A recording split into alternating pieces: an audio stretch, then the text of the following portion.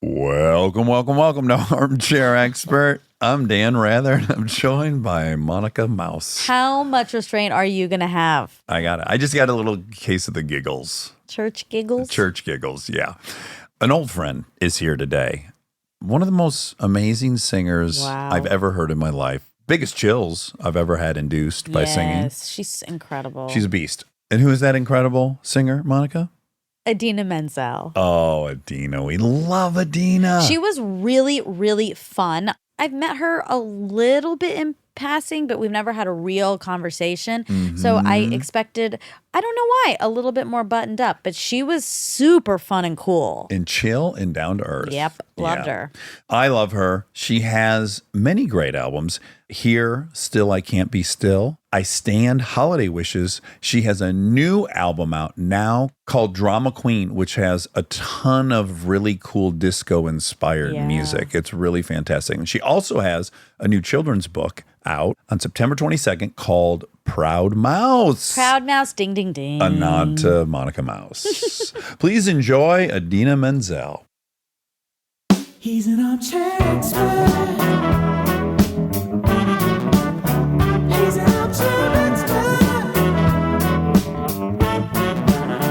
He's an armchair expert.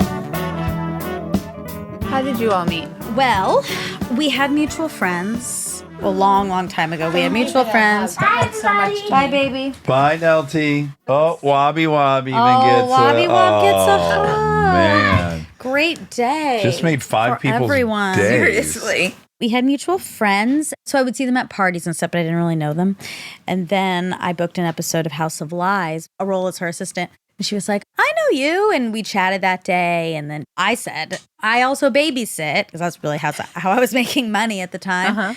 And she had just had Lincoln. And so like a week later, they asked if I would come date night babysit. So then I started doing that. And then they brought me on more full-time. Then I was full-time nanny. And then they got old enough to leave the nest to preschool. Right.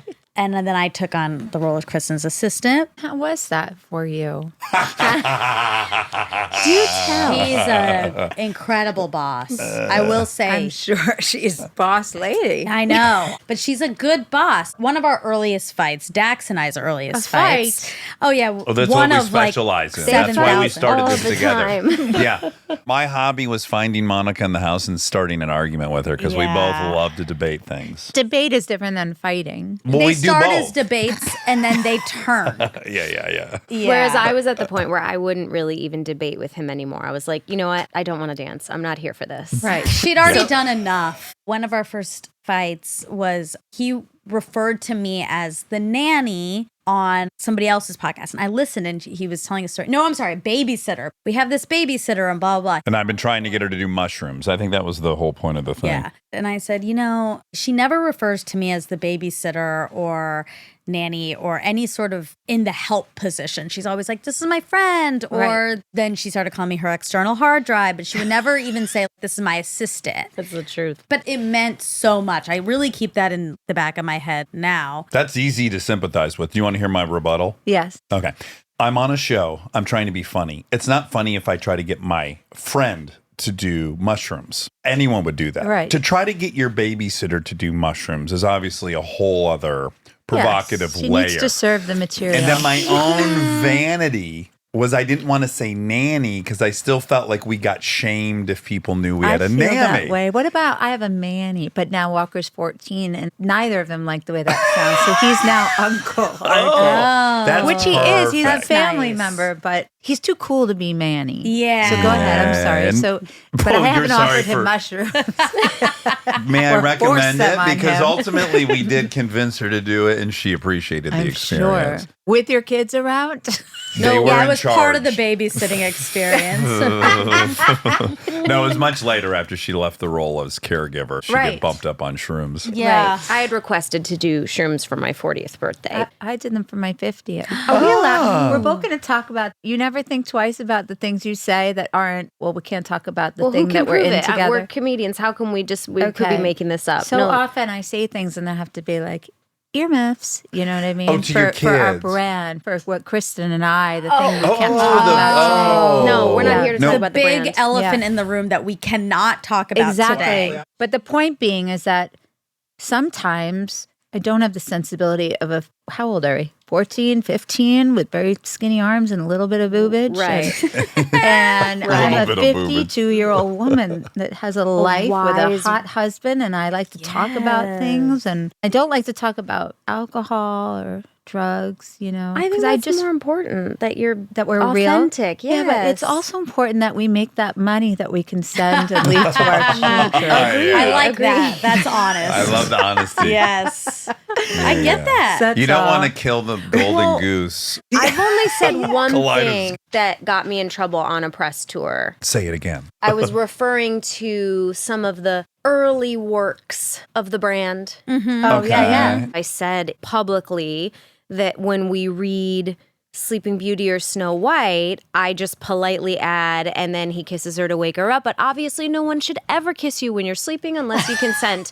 Because I thought that was an important part of the story. Yes. Let's be honest, though. Only Ben Shapiro didn't like it, and he wrote a little thing about it. But I don't think anyone at Disney was upset. But I would also That's say, true. people would ask me all the time, does your son love that you sing? And I'd say, no, he doesn't really want me to sing ever right now. Oh, Right. when you sing that song that I'm trying not to talk about, Yeah, you know, and I say, no, he hates the song. Yeah. And then they told me, could you please stop going on saying press that he tours and hates saying it. this? Oh, And- but it's the so then you'll see there was a truth. fine line between when we talked about it, Kristen, and then I'd be like, my son loves it. He just loves when we're Wait, I have said the He's same the thing. only boy in his class who Who still just sings it loves proudly it. on Yeah. top of his desk. I've said the same thing that my girls don't like it when I sing, or maybe I wasn't referring to a specific song. One time I was referring to the perhaps inequality or marginalization of some of the writing and or voice actors in early works. And I was told, you know what? No Let's need not to talk shine about the a early light. works. And I was like,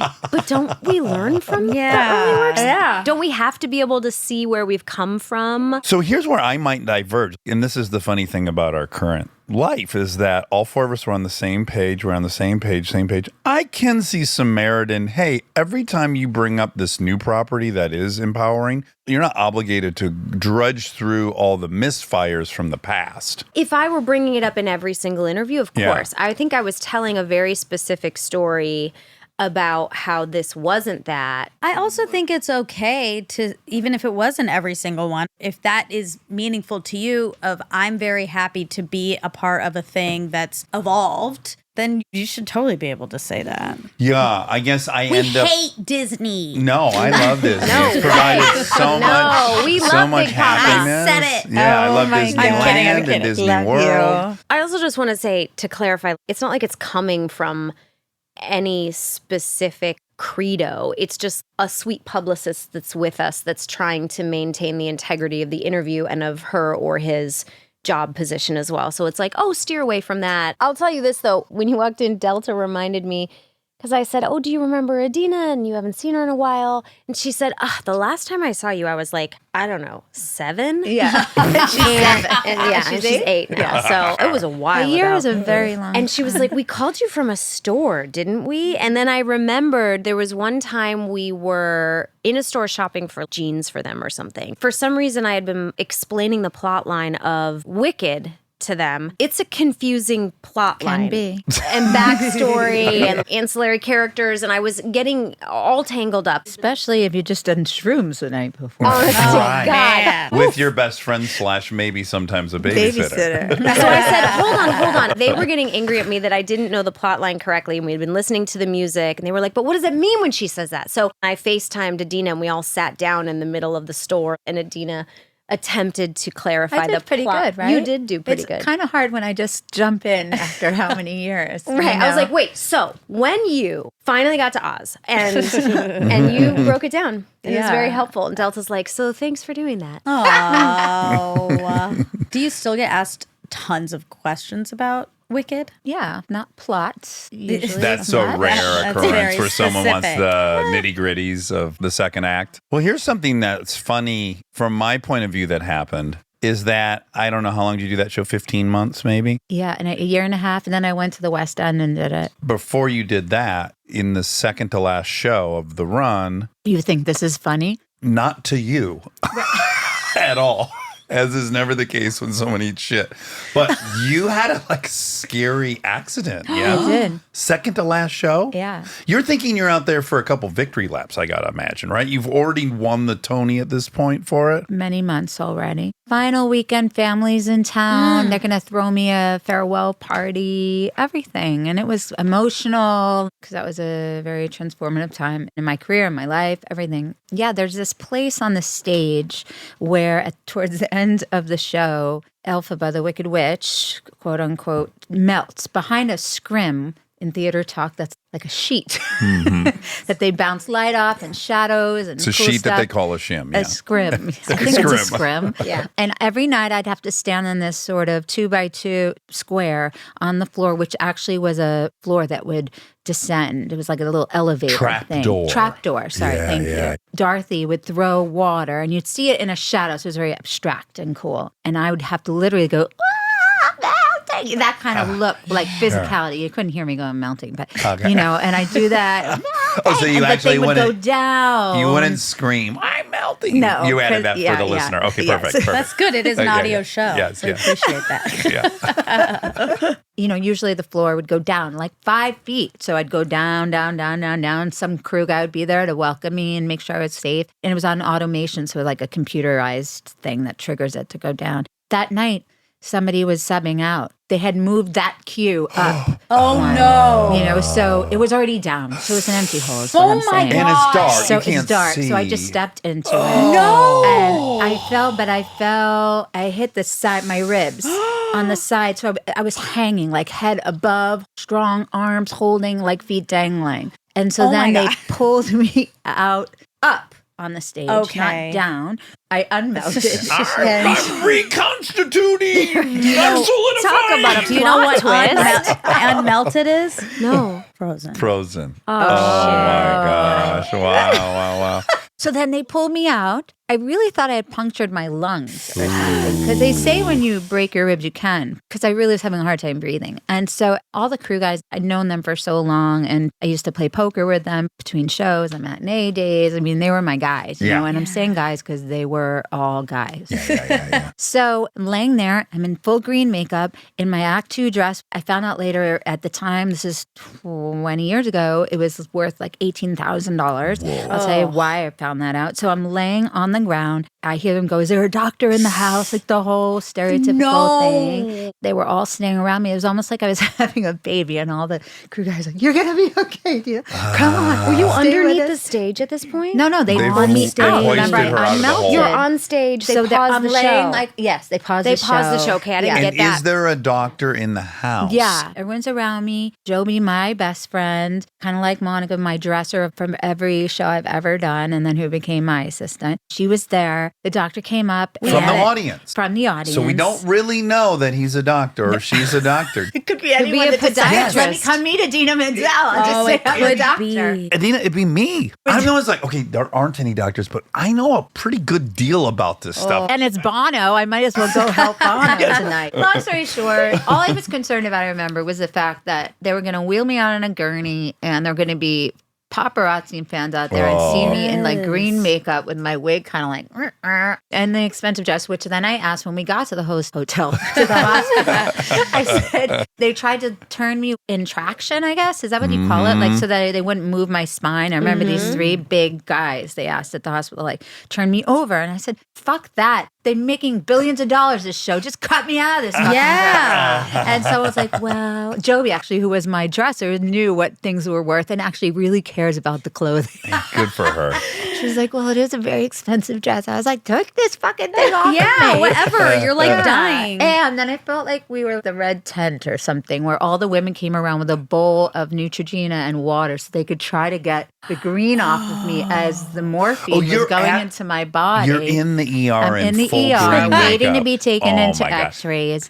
By the way, they're- someone's there because they've consumed too many drugs. That's standard in an ER. Oh, yeah, someone It's else. standard. Exactly. New York City. Yeah, of course. 12, 13 people people in the waiting room were having I too know. much. They watched a monster go by. Literally, some guy was like, I gotta see someone. I think I'm dead. Oh my God. Exactly. Well, and the stupid jokes everyone made, including my father, who was in town. So he came and was like, oh, you're not looking too good, honey. Really, thank you, Daddy. Oh my God. Then the Dad other thing joke. is my ex, is Tay Diggs. Yeah. So he was in a movie at the time, so nobody could find him.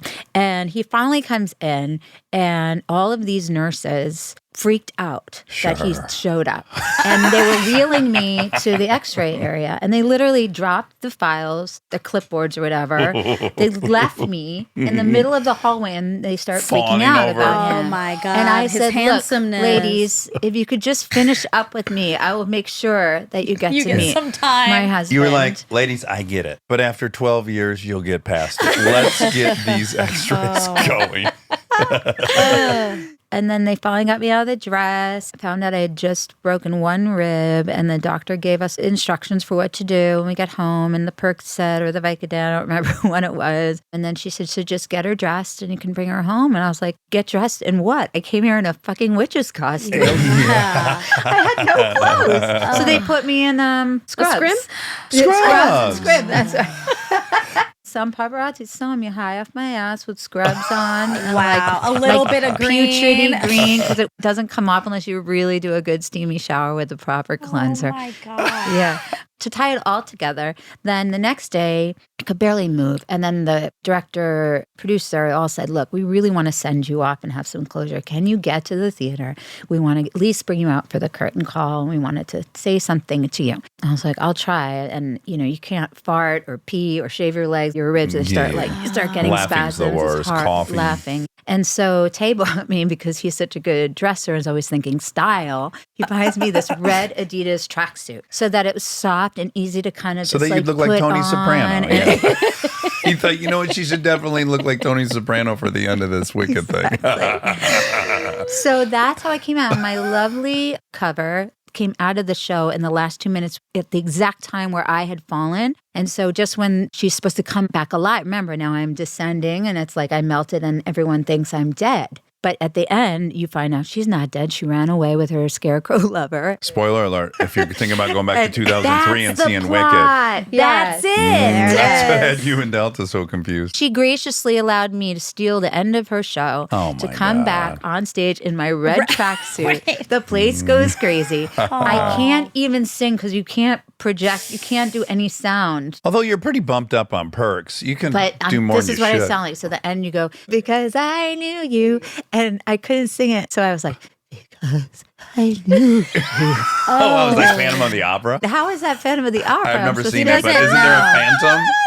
No, No, but isn't the guy like, oh, so, Yeah. oh, I'm a he Yeah, doesn't phantom? know yeah. any. Yes, He doesn't I know was low. anything about musicals. I don't know so a lot just, about music. Oh, you But should have presumably the heard- phantom sings in a deep voice. He no? does. Okay, You should were- have heard the last fact check when I was saying something about Frida Kahlo. And he said, oh, isn't that the person who sings Don't Cry for Me, Argentina? Oh my God. Yeah. Evita? Yeah. Well, and then we I was figured confusing out. my Selma Hayek. Yeah. Selma Pictures. Hayek. We took like 6 minutes for you to try to figure it out when I was like, Yeah. Selma that's the Hayek was painter. not in She was in Evita, the movie Frida. even. Okay. Frida, yeah. So, Yeah, which that is was- Oh, not. Madonna You said you're was- confusing Madonna. Selma. Madonna. You're confusing Don't her. And then cry Glenn for Close me. on Broadway, right? Very Right? confused. Yeah. Close on Broadway? Wasn't she? No. Patty LaPone. Oh, sorry, Patty LaPone. Yeah. No. I'm thinking of. God. Oh my God! Not what giving an- her Oh shit. my That was God, like saying- Kristen. Cut that out. You know what that was like? Is someone going like, yeah, no, the 3-guard for the Bulls. Yeah, Michael Jordan. That's how deep nerd it got. Like, what are you talking? Scottie Pippen, no, Jordan was. Sorry, sister. Anyway, did the red tracksuit, came out, was lovely, gave me flowers. They said all these beautiful things. I went to the closing party they threw for me. I sat in a banquet as people came up to me, and I don't remember any of that. Again, very Tony Soprano style. Just Yeah, sit exactly. and have them approach and ask for favors. And then apparently this red tracksuit became a thing because just a couple nights ago, I had my release party for my disco album I have out called Drama Queen. And instead of me having to perform at it, it was out in a Brooklyn gay club called $3 Bill. We had all these drag queens perform my stuff, my Fun. new stuff on the album, which was amazing and generous of them because they had to learn the lyrics. But then some of the other things that I've sung, and one of them came out in a red tracksuit. Oh, that's yeah. incredible. Deep cut nod. Oh my God, maybe I'll go as you for Halloween. Oh. But red. people won't know it's what a that deep is. cut, That but is deep if they cut. know, No, they it's know. so inside. Red tracksuit, So Percocet. A little bit of green. I'll break one of your ribs for you. Tiny. Yeah, exactly. Oh my But God, that's it's the fun. story. That's a Oh, story. man. But you got an enormously long-standing ovation. I have to imagine that's the most comfortable you've ever been on stage in a tracksuit on Percocet. Yeah. I wish I could sing those notes and Yeah. be high all the time. It lowers but your it voice. doesn't happen. You can still sing all the notes. I can sing all the Yeah, notes. of course. Not like right now.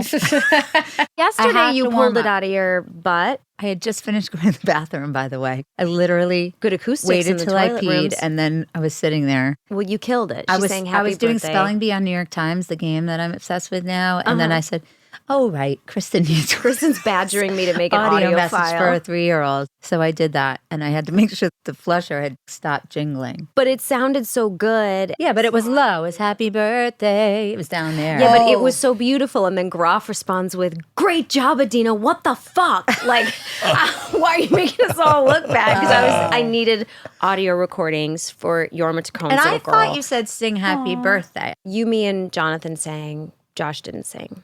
What did Josh do? He did go "Summer."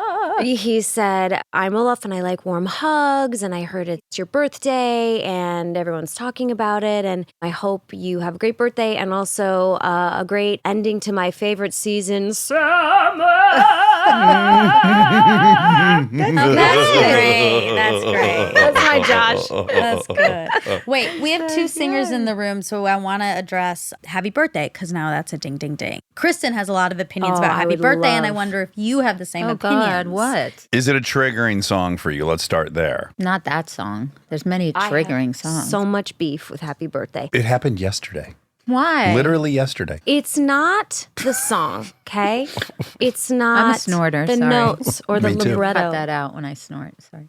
We're going to turn it up. Here's my problem with happy birthday. The people singing it. Okay. Yeah. And let me get Okay. specific. Everybody starts it way too high. So you start here. Happy birthday to you. Happy birthday to you. Happy birthday. You're fucked. Right. Do you know what I'm saying? And you fucked. I mean, if you're the person that starts the happy birthday, you fucked everybody. There's no right key for everybody. No, but you still have to start. I think like an alto version of it is great. Good for everyone. Can I interject and just say that's a bit of a red herring?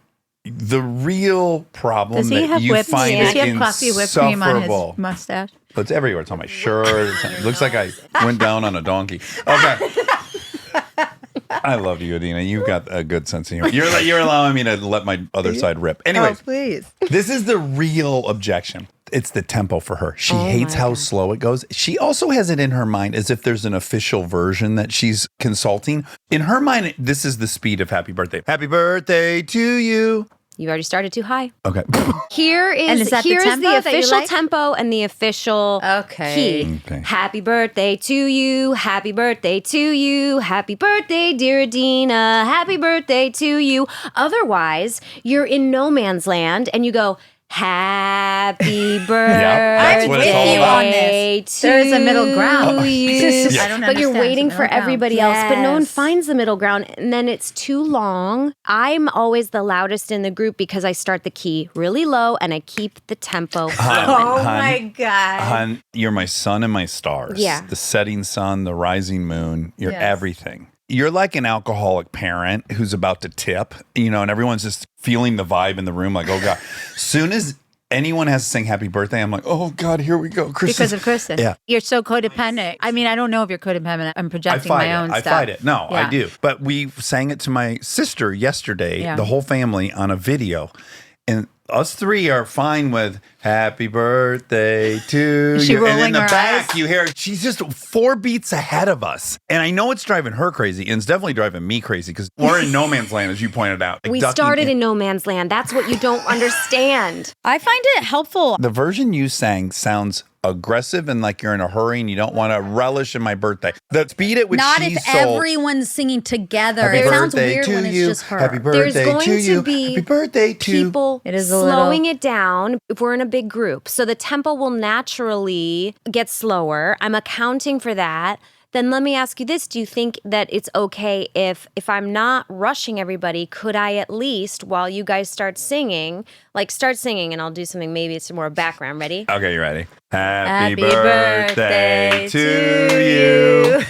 Happy birthday. No, Oh, you think that's no. an improvement? I think that giving you a beat might help. Or you wanted us to go to the beat, or we were trying to show how off-putting it I is wanted you to go be- naturally go to the beat because I know that's what your molecules like to do. I just think it's helpful to have a conductor. The question is, though, do you have strong convictions about happy birthday? Or I is don't. it okay? You know, You're pretty I just loose about let it. people be free, especially if they're not singers. Don't make them uncomfortable. You know? You're like the easiest person in the world. I don't though, even so that try to sing tracks. harmony at the end because I don't want to show off. That's not fair. Everyone wants you to show That's off. when you know They're you're trying to like get a piece. world class and brilliant. Is like you're self-conscious that you're so fucking good. Right. that's I don't want really to blast peak. everybody here. Same thing with karaoke. It's not your place. I don't do it. I have a microphone all the time, unless you give me a couple drinks.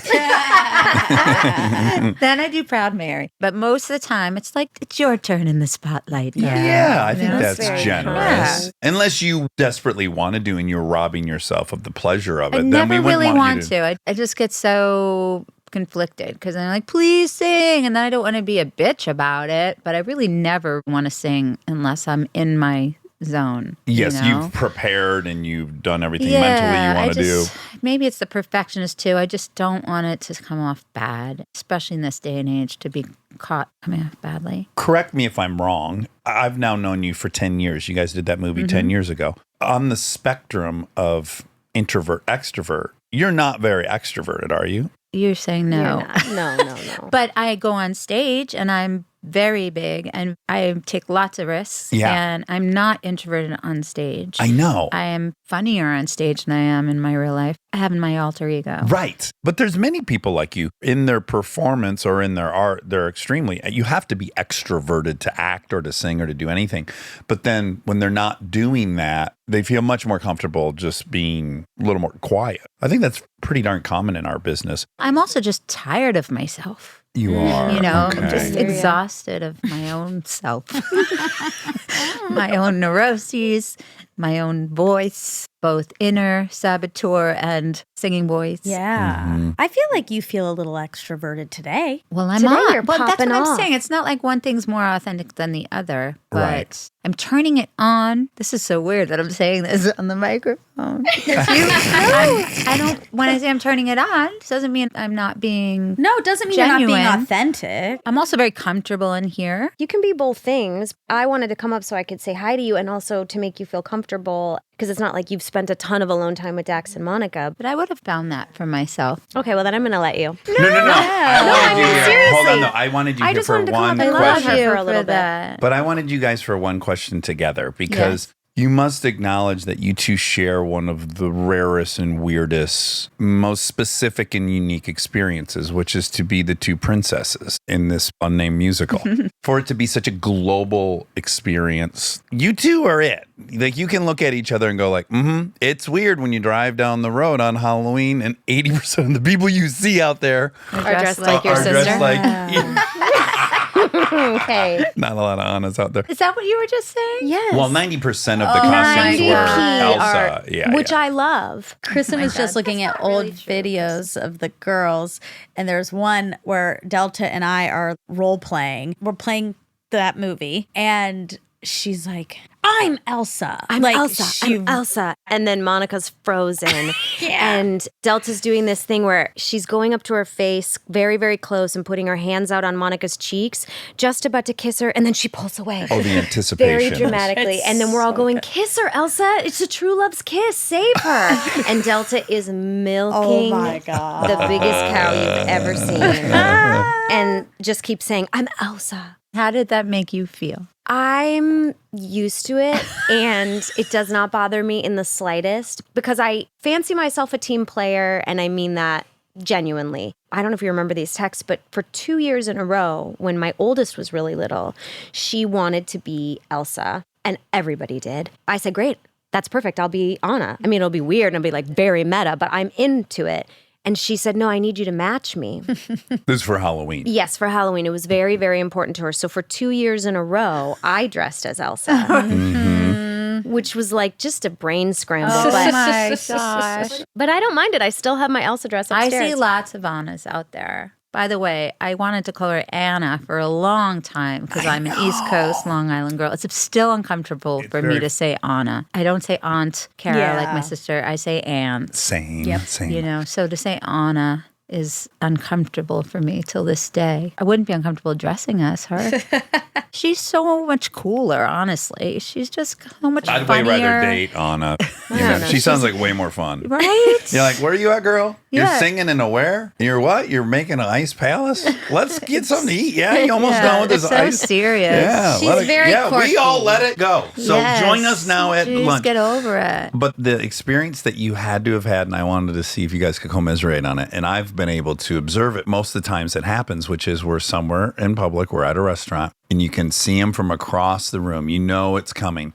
You got a parent, usually mom, she's got a kid or two with her, and she's bringing those kids over to meet, not Kristen, to meet Anna. Yes. It's traumatizing. They introduce the children to Kristen. This is Princess Anna. And the parents assume they're going to be so excited about this, but the kids are so confused. Totally. Like, no, Princess Anna's a cartoon character. Does this happen to you Always. nonstop? And the kids are never delighted, right? Yeah. I think it's good intentioned, but they don't realize how messy it is. I find there's like an age limit of when they can understand it. And it's Yes. about 7. And if it's prior to 7, the kids' bullshit detector is going to go off because their brains are going to start to malfunction and look at their parent and go, she's telling me this person is a cartoon and this person is not a cartoon. And in my case, there's like a brunette, older Looks lady completely different. with lots of lines on her face and a little Botox in her forehead. That doesn't look like Elsa. Have you had bad experiences with that, or how do you handle it? Because I know how I handle it, but I would love to know how you handle it. When they start crying, I just You just walk away at that point. I just say, I know, honey. I'm a scary old lady. It's okay, Mom. You can take her away now. Nice to meet you. You know what I've done? This is cool of me, I think. I say, close your eyes. And then I go in their ear and I say, have you seen Anna over in Arendelle? And then I sing The Snow Goes White a little bit. And then they understand. Oh, that's very nice. And do they then connect? They do a little smile. I mean, Okay. I'm saying they like it's been a million kids. It's like maybe 1 or 2. Recently I've done nice, that. though. Yeah. Stay tuned for more Armchair Expert, if you dare.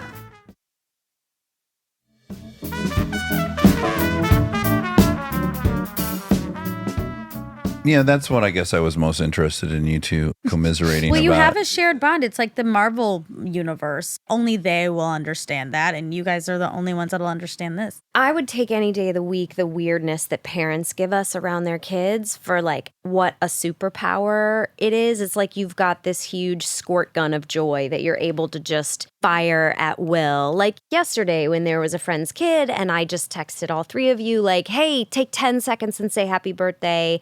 And we all did it because we all do it every time. Right. I get these requests all the time. Can you make a video for my kid, or bar mitzvah, mazel tov video, or we're getting married, or whatever. So, but when Kristen does it for the last how many years, she always says, just an audio. And I go, is that all you want? I'm happy to do a video. And it just occurred to me the first time after 10 years while I was sitting on the toilet that, oh, of course, Kristen's smart. Why would we do a video that will traumatize the child? Just send an audio message. Yeah. Also, I ain't trying to pull this for teenagers. Do you know what I'm saying? Teenagers are privileged. We know this. All of them. Every single one. And But if there's a entitled. 2, 3, 4, 5-year-old kid, I'm always down. Do you remember when? I probably shouldn't say that. That's really Well, bad. now you must. Monica can I'll cut it. just, or you can tell me. If you There wanna cut was. There's no way to know what merch it was. I needed some stuff signed from you guys. And I thought it would be so much easier if I just did it. And so I nailed it. Yeah. Instead of sending it to you guys and having everyone have to forward, like you send it to Josh and then send it to Jonathan. So I just signed, I don't know, 5 or 10 posters with all of our names. Wow. Yeah. Well, I And- signed a few things. I mean, I on thought you about doing that. You did, yeah. for you, but not. I don't think like charity. Not for charity. But they used to have stamps, Yeah, that's what you need. Stamp. but they don't give us those. They're out of You, know, you need can always stamp. tell, like when you get a You can letter totally from tell if it's someone stamped. Yeah. that's a stamp. Although I also noticed this to brag a little bit. Yeah. Like Julie Andrews wrote me a thank you for being on her children's show once, and it was a full-on stationery in her loopy big handwriting. Oh, that's a frame. You know, like a real thank you letter that we don't even write anymore because we Yeah. email. Did you frame know? it? I did. Okay, Yeah. wonderful. Julie Andrews, a letter from all the U2 guys from the Oscars that year because they were nominated the same year. As the Travolta. Yes. the big year. And so yeah, does just the a little letter- like we love being in the same category. It was just so cool. Bono is the one man I've always wanted to duet with. Oh, That's he's your never celebrity happened. crush? Kind of, yeah. Oh my God, I think Kristen can make this happen because he's been trying to bang her for about 8 He years has now. not been trying to. Oh, he hasn't? No. Oh. We worked together. You know, he sent me a couple birthday things. When did you work together? We have done the Red Show on Jimmy Kimmel a couple years in a row. They put together this big show to raise money for Red. And for some reason, I was the only person that consistently came like 4 or 5 years in a row. So I ended up kind of knowing how. So I just wanna like do it. I was conducting Happy No. Birthday. I This was- is exactly how we can make this happen because we 100%. have You we wanna got do it all it? dialed in We over should at do it. Kimmel. I would Yeah, do yeah. it. Okay. I love him so much. Well, I was just going to say, I'm so grateful for you to come up and share this. And this is very cringy, but I like being inextricably attached Oh, what could be cringy about to that? this lady for the rest of our lives. And when we're 90 and we're like singing our songs an octave or two lower, and we sound like we smoke Lucky Strikes. Yes. You'll And be no on. one will hire us, but we're in Vegas and we're singing it, honey. We've got to do I it. see you guys on the deck of an aircraft carrier where they wheel you out in the wheelchairs and the soldiers salute you and I've stuff. actually already thought this through, and I've pitched this to you once before. When we get very old and we really want to retire with a send-off, I'm thinking we develop a musical version of Whatever Happened to Baby Jane. Oh, yes. I know. I've thought of this recently. And then we just do it on Broadway for however many months our old bones will let us. But we don't have to be old for that. We could start writing it now. Sure, but I think we have to be older, no? Right, but how old were they? You always think people are... That's a great Maybe point. I'm older than you, though. Chris. Listen, I got 10 years on you. Look it up for me, Rob, so I don't step in it. But remember Cocoon. Yeah. How Wilford old do you Brimley think they... was like 52 Exactly. playing Did you a ever see retired the grandpa. Golden Girls? How old did you think they were? Like They're not. They were 90, like 100. 40. Yes. Yeah. That's upsetting. Maybe 50. Yeah. It seemed like they were in an old age retirement complex. Yes. Well, they were all living together. If and we they were in all the 80s, you two single. would be playing great grandmas on TV right Oh now. my I'm so excited for that. How old was he? He's about 50. 50. Wilford Brimley and Cocoon. Remember, he's Yeah, an old yeah. timer over the hill. Yeah. Ay, ay, ay. Well, I anyway, love you. I will be Okay, there. I love you too. I'm glad I got to Love see you. you. Thank you for making this introvert more comfortable. Always. Okay, love you. Love you. All right, now let's talk about her. Oh, yeah. What a bitch. She's such What a bitch. I can't believe you got I through don't know that. how you deal with her. We're stuck with her, right? Right? You and I both. Forever. Yeah. And me. That's right. Don't And you dare. too. Yeah. You could leave. You do have the option to leave. Well, she's permanently stuck with this yeah. franchise. that's Yeah. true. You know what I'm saying? Wow, Like, I didn't know the freedom I had. yeah, you have autonomy Wow. still. We don't have, we've lost our autonomy. Okay. Wait, but you dropped two things that we definitely have to hit on. You said neuroses and you said codependence. Oh, gosh. We got to These get are into those big things. Two very Jewish Those are things to talk about. Big old things. Can we start at the beginning? This will be a fun reverse order, but that's okay. This show's very scattywampus. Can we start in Long Island? Sure. I've read a lot of people's parents' occupation, and I've never in my life read pajama salesman. What? I think that's spectacular. Yeah. Is that true? Yeah, totally true. Okay, he would go to what, department stores and stuff? Kmart, Target, JCPenney. He always tells people that's what helped put me through college, were the buyers from those stores. And it wasn't his own company, he was a salesman. Wow. And was it like linen ones? It was everything. It was Feeties. Oh. Or beautiful. There's a fancy name for it, and I'm forgetting now, where it's like silk robes. Yeah. There's baby dolls. Do you remember what those are? Like little Oh, shorts kind of yes. things. Is it fair to guess that you were very well appointed with pajamas? Drawers were just Overflowing. spilling over with pajamas. Wow, what a niche. Yeah, but I would have really rather had an extra pair of DoorDash or Sassoon jeans. Yes. DoorDash has come up on here a few It times. has? Yeah. Funny. You needed to befriend a daughter or son of the DoorDash Yes. empire and trade. Yes. Like, I got a ton of jammies over here. I'm trying to get rid, unload. Nothing. But mom was a therapist? Not always. She had never gone to college. So she went to college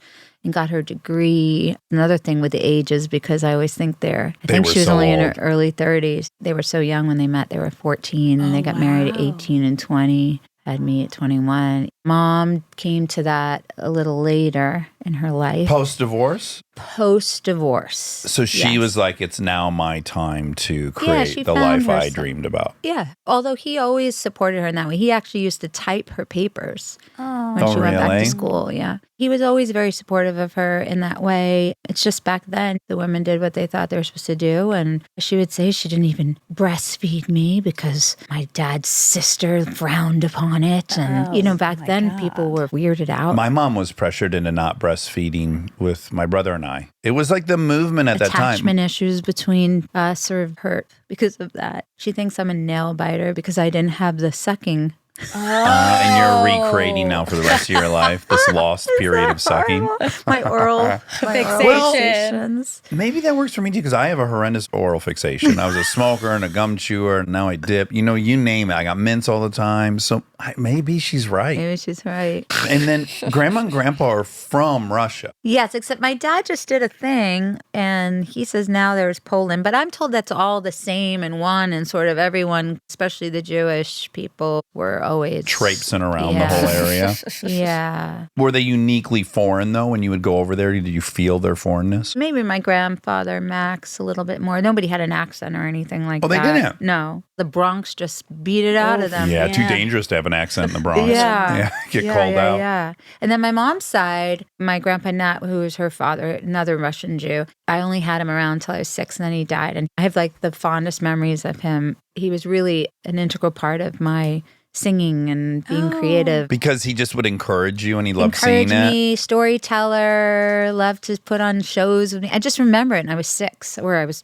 4 or 5, you know, and then I remember him having a heart attack, being in the hospital. I remember my sister, actually 3 years younger than me, was born and got whooping cough, and she and my mom had whooping cough. So I was at home. Both my sister and my mom were in the hospital for a whole month. Oh my God. And so my dad was always with them in the hospital, and I was always with my grandpa. I think that's why it stayed with me so long, because he was my guardian, and we were just so close. And then my mom's mom, my grandma, Betty, was not with us anymore. She converted. All my dad's side just said my mom wasn't a real Jew. And she was very goyish, and she's still blonde. And, She's a shiksa kind Yeah. of. And then your little sister, how much younger is she? She's like 3.5 years younger. She lives here now for the first time since COVID. I stole her. She's an elementary school teacher and a writer, and she was getting all these families when we went into quarantine were trying to hire her to do a pod. She lived in Boulder, Colorado. And I said, I think you need to come to LA. And so me and a couple other mommy friends put our 5 kids with my sister over on Kenter Street, rented her a house with a pool, and they literally do math and jump in the pool. We'd converted the pool house to a schoolhouse. Yeah, she'd take them to the beach. Is she married? Uh-huh. And then they loved being here. So now they live here. And she's an empty nester. She's younger, but she had kids first. She got married first. She got divorced first. Wow, Paved the she way. did it Yes. all. Yeah. Yes, she did. Thank you, Kara. Eternally grateful. Yeah. Here's another thing I thought was really cute learning about you, because this is also Kristen's story, is performing all through high school at weddings and bat mitzvahs and bar Yeah. mitzvahs. I didn't know Kristen did that. Yes, her and her friend Bob. Funerals, they did some. Really? Did you ever dabble in any funerals? I did not. Okay, now what would happen then when you would go to the bat mitzvahs and you could potentially see peers there? No. Well, the ages are not. You weren't singing professionally when you were 13? I was singing when I was 15. Oh, okay, we're Get it splitting right, hairs. yeah. there. Yeah. Only because I could illegally drive with my junior license. Oh, Your sure. permit. Yeah. So I probably did see people that were the older brothers and sisters. It was very uncomfortable for me the few times that happened. When I was younger, I loved it. I felt like the shit. Here I am. I'm singing for a living. I'm a professional singer. I'm getting paid. I would wear my mom's sexy cocktail Baby dresses. dolls? And yeah, the baby What if you wear your Baby doll pajamas? pajamas. And I was just so proud of all of that. I felt like such a big shot. And I was learning and hanging out late at night with all of these musicians and just really learning my craft. And then as the years went on and I wasn't getting any breaks and I was getting a little more disgruntled and a little bit more jaded. sexually harassed by the band leader and Yeah. more people not paying attention to something great that I had been doing that night. That's when I started to feel like I wanted to get out of there. And there were bunch of times where then when there was someone in the audience that I knew if they would notice me, this could be a break, and they just could care less because their daughter was getting married or something, you know. Right. That was The really hard for fantasies me. that you go This through. could be the night. You get discovered. Yeah, and I'd pull out, Whitney Houston, some big ballad, greatest love of all, I'd call it, thinking this is it. They're going to forever say they remembered me singing this song, and nothing. You know what that's a testament to? What? Is context. It's unfortunate, but it's just unavoidably true that the person puts you immediately in some category, and that's that. You could be Michael Jackson. Exactly. But if you're at the bowling alley Yeah. and it's for St. Patty, I'm just the help. and it's all framing in your mind. Okay, this person's already on that trajectory. Then they put the limbo stick in my hands. I'm hanging out there waiting for some kids to. I mean, Make their way That's under context the limbo. Oh my you. God, it's like party down. It's literally it's that. horrible. He does come up to you finally. Oh God, here he comes, the A&R from Columbia. Excuse me, you know where the bathroom is? Yeah, Have exactly. you been to the bathroom yet? There was one time I remember too. This is silly because it's not like Julia Roberts is going to discover me, but it just felt like all my worlds colliding. And Julia Roberts was there with what's the guy she dated? Oh, Brant? Benjamin Bratt? No, She was married to she him. did before him. What's his name from? Liam Neeson. No, okay, with Jennifer Jason Leigh, the movie about they were drug. Yes, Patrick. Yes, she was dating Jason him. Patrick. Jason Patrick. Very And sexy I guess man. It was Great so movie, sexy. too. Great movie. Rush. Rush. Thank Yeah. you. She had been dating him. But don't see it. Don't watch Rush. Sorry. Oh, yeah, exactly. Yeah. They had come, I think it was her friend from high school or something. They were there. They left early because she probably had to go do a movie or something. That's what I'm saying. It was just in my head. She had to get somewhere fabulous, and here I'm doing this thing. But I remember the groom and all of his frat boy friends were so drunk. I was singing Respect, Aretha Franklin. So loved when they would let me sing the Motown stuff because I was really trying to hone my R&B and I was finding my soulful self. And they came up drunk and took my mic and were all like rubbing up against me. And I was thinking, Julia Roberts is here. This is just a horrible, it was just felt gross. Oh, yeah. man. That was That's one a of bummer. them. There were many. There was a time where some guy just had a heart attack on the dance floor. While you were While I singing? was singing. And then did you keep going? It's horrible. And then I had to because my band leader said the show must go on. No. Type of thing. Even if the and I host was like, is this dying is in front of everyone. despicable. Yeah. And I used to tell the story, and my manager at the time would say, don't say that he died. It's just too down. I'm like, Morbid. maybe I embellished the story for so long that I'm lying. No. my It sounds dad- like he probably passed. My dad tells these stories from our childhood, and like when I got super disgusting drunk in ninth grade, and he had to carry me out of this house, and I blacked out, and I threw up all over him. Every time he tells a story, it became he got stopped by a cop on the way home, and my head was in his lap, and the cop thought that I was like, Oh, everything. He's just always embellishing. Gets He's always worse and punching it worse. up. Yes. I was going to ask that since you were working young, were you drinking and were you out doing, were you like No. naughty? I wasn't that naughty. What the fuck happened Yeah, in ninth sounds grade like on this you were a occasion? little Yeah. I wasn't naughty when I was working. I took Right. that very Oh, seriously. okay. I was experimenting with things if I was at a friend's house. Well, because I'm sure you felt much older than your age. Yes, Because you were I like did. working. Were you anxious to get out of the house and start your life? Well, with the parents being divorced, I think I could get away with stuff a little bit more with my mom, my dad not being home as much. Not because he didn't want to be there, but it was very common for a dad to only have Sundays Mm-hmm. Yeah. during divorce, which is so weird. They wouldn't even try. Our schedule is every other weekend. And then one of those 2 weekends, he would just take us to our grandparents' house so we could see them. So it was really one weekend a month. It was standard. That was a dad who was still involved with his kids. Totally. That's what I'm by the saying. 80s metric. Yeah. Yeah. So, yeah, he sees his kids on the weekends. I mean, half the time, yeah. He's a damn good dad. He's with them 2 days a month, easy. No wonder they had all these families because they're only really doing Sure, you can still juggle third of the- yeah. But when I went to NYU, he lived in Manhattan and he had the cool bachelor pad in Manhattan, which The was pajama fun. sales had gone well for Yes, him. it did actually Yeah, for a while. that's great. I mean, it was just a nice studio apartment or whatever. But until recently, when I went back to my old home and it was tiny, I realized, I guess I thought we were rich when I was growing up. And that's a Yeah. testament to him and my mom. And living out here, I think, God, was I poor. Right. I wasn't poor. We were lower middle class probably, but I really didn't think of things that way. The wealth out here and the kind of houses, and even who I thought was super rich in Long Island, were nothing compared to the stuff around here. It's just how your perspective gets blown out of proportion. It's so true. My grandparents' house, where we would spend those weekends and most of the summer, it was like a 1,300 square foot house. House was huge to me because relative to the apartment we would leave to go to it, it was like, holy smokes. And it had a yard. I had my own bedroom. They felt totally rich to me. Yeah. They had soda in the fridge at all times. He was a big tipper, my dad. Always noticed well, that. he's a salesman. Yeah, and he would come to all my shows, like Rent and Wicked. He must have seen the show 60 times, each of them. It was like a cool thing for him to bring the buyers to. Yeah. his kind of Okay, show so up. this is what we need to dive into a little What? bit. Because one version of that is how sweet and supportive. But my father, when he was alive, what I wrestled with sometimes was, is this about me or is this about you?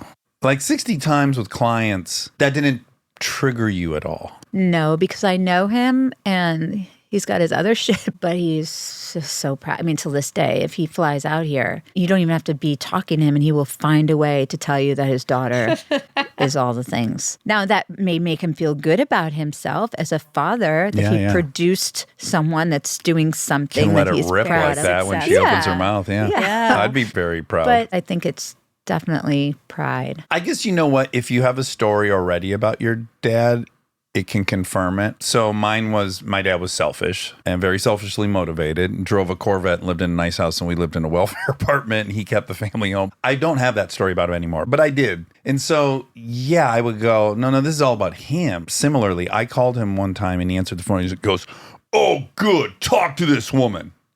That was how he said hello. And then I hear the phone fumbling and then I hear, hello? I'm like, hello? Who's this? Dax? For real, the real Dax? I'm like, I guess. Hear the phone fumble. I told you. He's in Walmart arguing with a woman. At that moment, I right. called. So he's using you to make himself look like a To hot be a big shot. shot, yeah. I wanted to take it as pride. I wanted my father to be proud of me, and he was.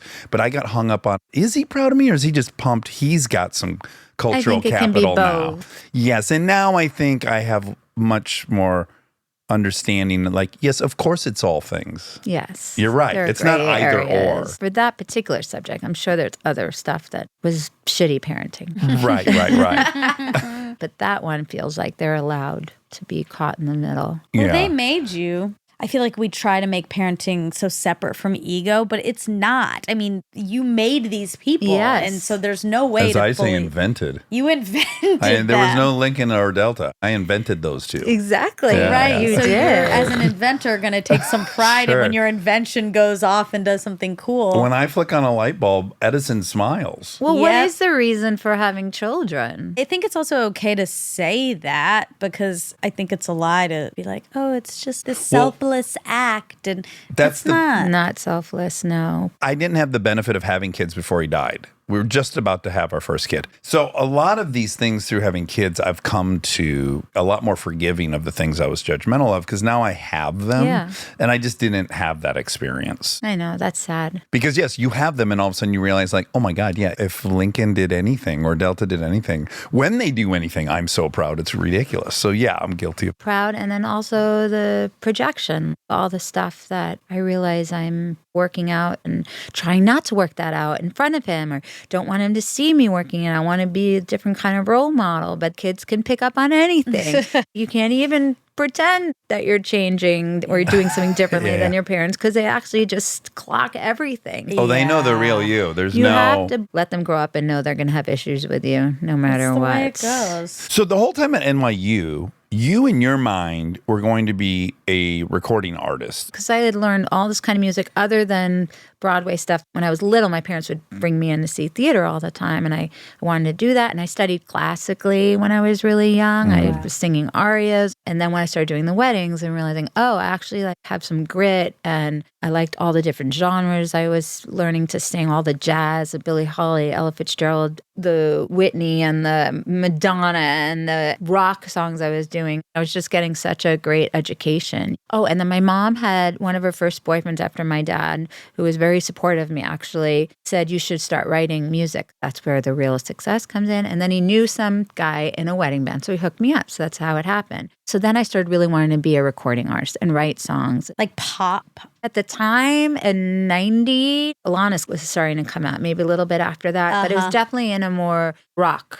Got it. Soulful rock. I was into Power ballad. Janis Joplin. I was listening to all the old stuff. Because I Wasn't for had you. a big voice. So I have to figure out how to use it in a way that doesn't sound too theatrical. It sounds like big and dynamic. And so I'd listen to those singers, like Shaka Khan. I love to sing. So I'd Shaka. listen to her and Aretha's upper range to listen, like, how do they belt out these notes and it sounds effortless? I try to emulate people like that. And then I got into Annie Lennox. But Barbra Streisand was my very first album that I ever owned. And that was when I was young. I listened to that because Grandma Betty, the one that's probably French. The Shiksa. The Shiksa. The who converted. Converted, yeah. Let's to call it see. what it is. The betrayer of the family. Exactly. The turncoat. She took me to see A Star is Born, the one with Barbra Streisand and Chris Christopherson. That was the first album, vinyl, I owned. And I'd sit on my living room floor and look at all the pictures. Helps that she's Jewish too, right? I guess so. Because yeah. there weren't any huge, iconic No, not that movie I can star think singers that were of. Jewish yet. I think you're right. I never really thought about whether there was anyone else. I think she was the first representation for a lot of young Jewish girls. That were like, Yes. wait, we can be. She might have been insecure about it, but she didn't change her nose. It was a big thing. And a lot of Jewish girls out in Long Island was all about getting your nose job. And so the rumor was she didn't do it because she feared that it would change the sound of her voice. That's what I grew up learning. Is it right? Yes. So I never even touched my nose because of that. Oh, I want to snip yours and see if we can go even higher. Can we do it? I think if I give you a tinier nose, maybe we can get even higher. I just want to narrow this I want, out a little like, fuck bit. glass breaking. I want drywall to crumble off walls when you hit the note. I was learning how to snowboard so I could be a cool mom with Walker, and I fell so hard. You know how they tell you to fall not on your wrists, fall kind of on your forearm? So I fell on my forearm so my fists were free to then punch myself in the face. I don't know if I broke it or not. Yeah, did you ever feel like I used to hope my nose would break? So that it's like while we're in there, like Just you can fix just it smooth it out a exactly. bit. I Yeah. had No, that but I was just fantasy, in too. awe of her voice. There's something about effortless, rangy singers and how connected to whatever that is in their soul, whatever you believe, there's just something that just comes out of them that I just love. So I was listening to all these different kind of music, and that's when I started to realize that I could write. And then because of Rent taking off and stuff, I was able to get a record deal and start working with people. Although people would not welcome me into their recording studios like big time producers that were in the pop side of things because they just assumed she's a Broadway girl. Even though it was a rock musical, they didn't really care. But in their defense, I imagine there's been a very long history of Broadway stars trying to transition, You and think? they've been burned. This new album that I have is my way of saying, please just listen with fresh ears. You can have a big voice and sing disco or dance music. That's what so much of it is. These Yes. big, belty voices over the cool groove. Yes, I relate deeply in that there were things I wanted to be before I was an actor or comedian. And sometimes when I'm now doing them in public, I get this weird insecurity, like racing. When I was racing, I think a lot of people were like, oh, great, another actor turned. And I'm like, no, all I ever wanted to be was a race car driver. The comedy thing was definitely second to that. Like, you're actually seeing my original desire. Oh, I didn't know that about Well, just you in with the order of racing. events, it's like, I can wanted to be a see. race car driver. Well, why do they just have to box us into one thing? It blows, and then also I'm guilty of it. When, let's say, who's our sexiest, hottest star right now? Charlemagne? Timothy Chalamet. Timothy Chalamet.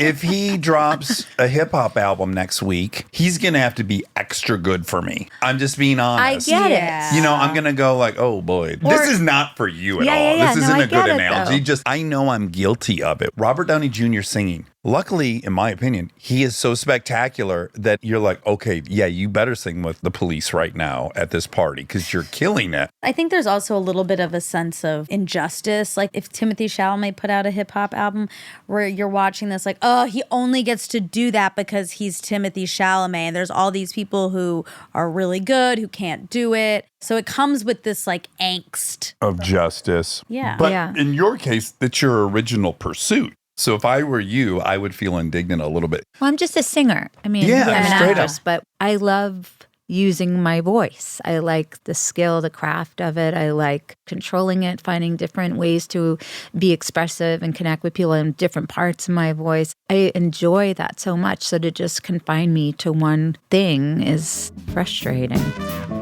Stay tuned for more Armchair Expert, if you dare.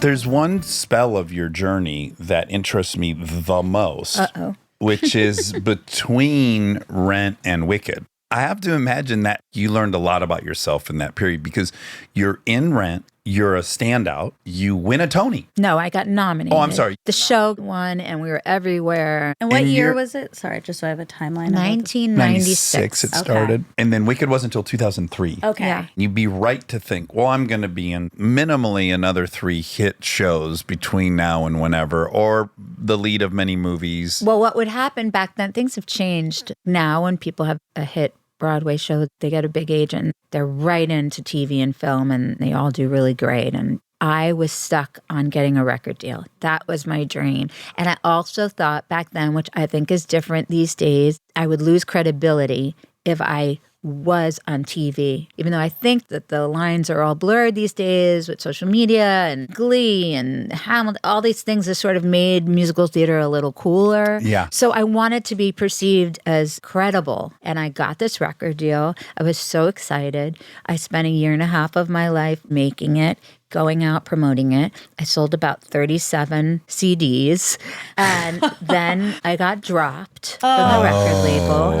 And then I just was trying to keep writing and do another album. And in the meantime, starting to get sent out for things. But now I wasn't the shit. The So I had to momentum kind slowed. of just do it again. So I did some off-Broadway stuff and some great things. And in that time, my ex-husband had gotten Stella Got Her Groove back. So And he's now on becoming a rocket huge ship. movie star. Oh, that doesn't So when help. you met, We met in Rent. They're both And fucking we were growing losers. up together.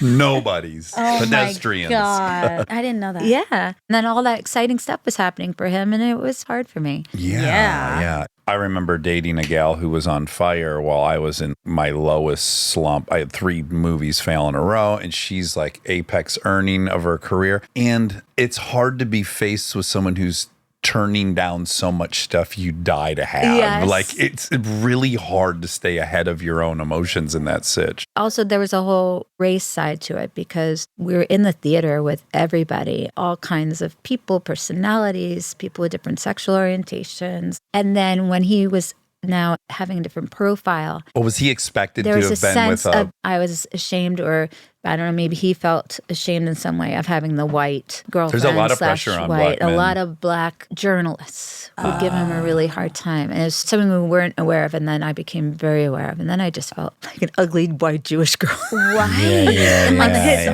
arm. I mean, I'm Yeah. saying that on this mic. It sounds really self-deprecating, but it was really how I felt sometimes. We'd be out here a lot for his stuff, and they'd be sending me in for pilots or things. And so I'd be sitting in my car in traffic, looking at the billboards, coming back from an audition that I totally tanked, but not a good auditioner. Yes, and he's trying to decide which of these next 3 Thing offers to do, would and be we're going best. to premieres, and Yeah. I'm sort of on his arm, but I should stand off to the side, and you know all that You're kind this of stuff. Becky over here And with once the in a while, straight someone hair. says, "She's the girl from Rent," you know, and I'm like, "Yes, I am."